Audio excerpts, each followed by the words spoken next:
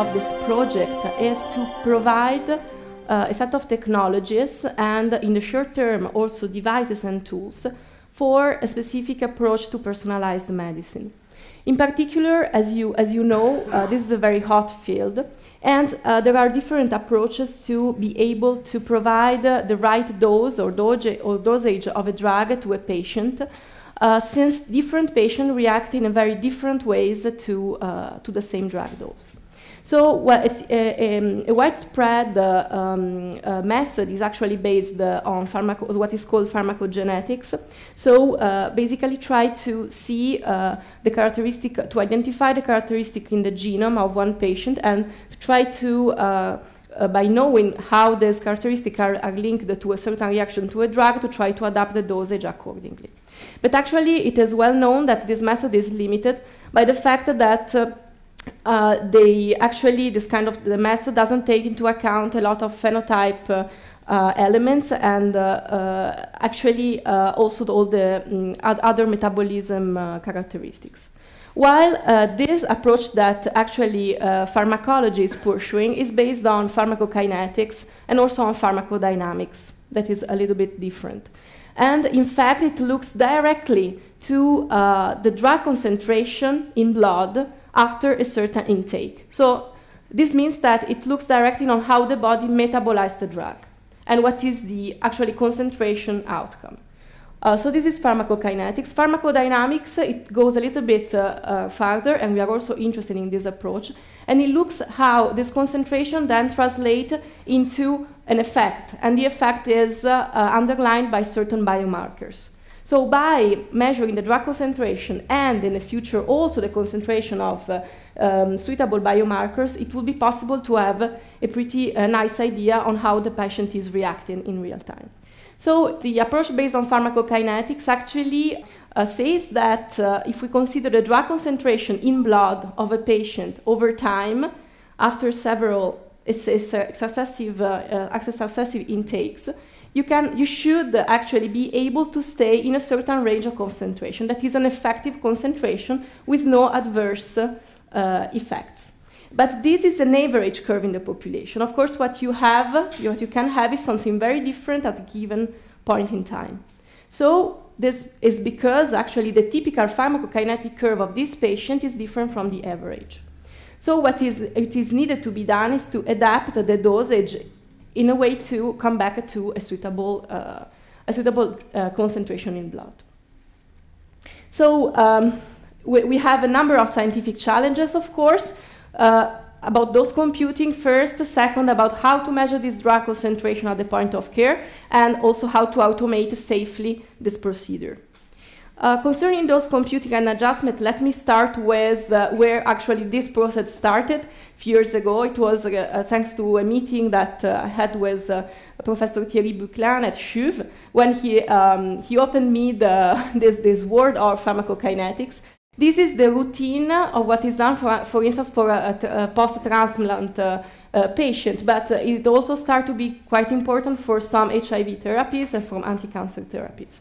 But the problem is that so far it is a little cumbersome as a procedure, since the practitioner has to take a blood test, send the test to the CHUV. The CHUV does the drug measurement and use the algorithm and provide back a dose adjustment. So all this part is pretty cumbersome.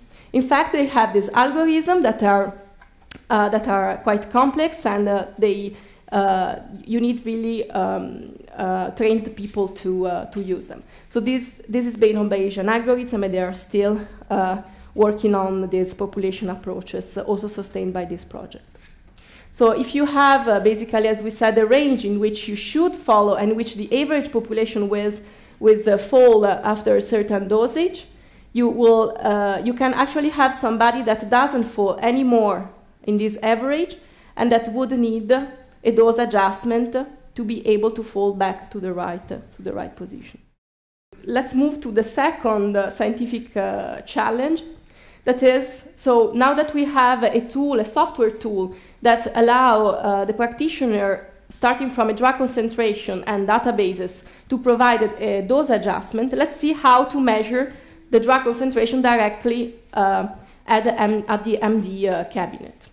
So at present, this kind of drug measurement are done actually in big labs, in particular in Switzerland. It's done, I think, at CHUV and maybe in another hospital only. And it is based on either mass spectrometry or enzyme immunoassay. So in case of mass spectrometry, of course, the point is that this cannot be a point-of-care technique. It's label-free, it's very precise, but it's not a point-of-care technique. So the solution that we propose actually is based on different molecules, so not on antibodies, but on aptamers, and is based on a biochip, so a microfluidic system that would perform a surface sensing of the drug. In particular, in this very simple representation, the probe molecules, so there's chains that you can see here in blue, they will actually capture the drug molecules that are in a flow. So from the blood sample, of course, drug will be, the plasma will be filtered, and it will contain, the sample will contain a certain concentration of drug, typically in the order of 100 nanomolar. So the sensor will actually target a change, an intrinsic change here at the interface, and provide a solution. So the first challenge for this approach is to select this probe. These probes do not exist. These are called aptamers. They are oligonucleotide chains, and they change conformation upon binding. So they can be selected, so that there's a sequence of DNA can be selected in a way to be very specific to a given molecule. But actually, for the molecules we are interested in, these aptamers do not exist. So we actually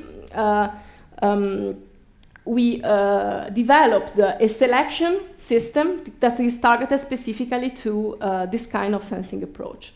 In particular, by using magnetic beads that are linked to primers, we consider a library, so a set of a high number of oligonucleotide sequences randomly generated.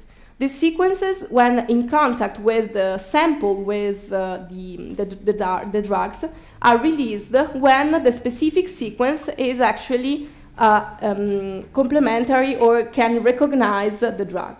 So when we release it, it is possible to separate the beads from the oligonucleotides and to take the eluted part of this sample.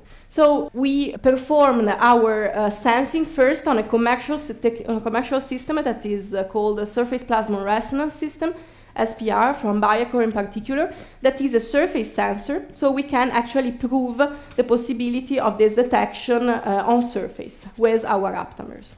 We want to do, of course, point-of-care sensors. So we are working on two techniques. One is a kind of novel approach for SPR that is called transmission SPR, and is based on the use of nano island of gold that provide a transparent sample. And so we are working at present on the immobilization of these aptamer molecules on this surface. In the meantime, we developed a very small system, point-of-care system that was able to detect the shift in a plasmon peak with an accuracy of 1 nanometer. That is actually definitely comparable to what also SPR is able to provide. We are also working on the impedance technique for this drug detection.